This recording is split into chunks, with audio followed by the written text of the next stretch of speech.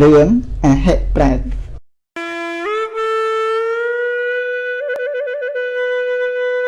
ព្រះបរមសាស្តាទ្រង់ប្រារព្ធនៅប្រែតមួយដែលមានរាងកាយដូចជាសត្វពស់វែងប្រវែង20យោជន៍មានក្បាលដូចជាមនុស្សអាស្រ័យនៅលើកំពូលភ្នំកិច្ចកោฏព្រះមហាមគលានថែបានឃើញប្រែតនោះហើយទើបនិយាយគ្នាជាមួយព្រះលក្ខណថែនៅទីចំពោះព្រះភ័ក្ត្រនៃព្រះបរមសាស្តាព្រះអង្គទ្រង់បានធ្វើជាព្រះសាក្សីរបស់ព្រះមហាមគលានថែ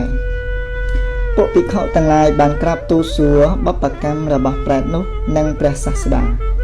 ព្រះអង្គទ្រង់ត្រាស់នៅអតីតនិទានថាកាលពីអតីតកាលប្រែតនេះកើតជាអ្នកស្រែម្នាក់បានឃើញពួកប្រជាជនដើរជាន់ស្រូវស្រែរបស់ខ្លួនដើម្បីទៅឧបត្ថម្ភព្រះបច្ចេកពុទ្ធជារៀងរាល់ថ្ងៃពុំដែលដាច់កើតសេចក្តីក្រោធខឹងយ៉ាងខ្លាំងនឹងពួកប្រជាជនព្រមទាំងព្រះបច្ចេកពុទ្ធថ្ងៃមួយជួនជាព្រះបច្ចេកពុទ្ធមិនបាននៅក្នុងបណ្ណសាលា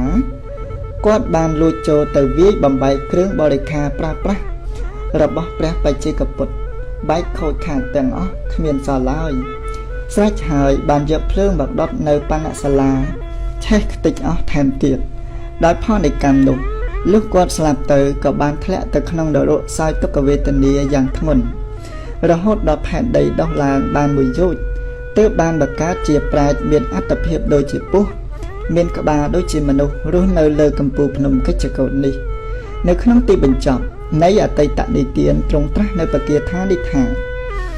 ណហិបាបង្កតੰកម្មੰសច្ចុខៃរੰវមុចតិដហន្តੰពាលមនវេតិ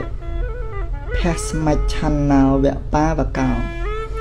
ក៏បាបកម្មដែលបុគ្គលបានធ្វើហើយមិនទាន់ហុចផលឲ្យដូចជាទឹកដោះដែលគេរឹតក្នុងខណៈនោះមិនទាន់ប្រែប្រួលទៅយ៉ាងនោះឯងបាបកម្មរមែងតាមដុតនៅបុគ្គលពេលដូចភ្លើងដែលក្តៅងំយ៉ាងនោះឯង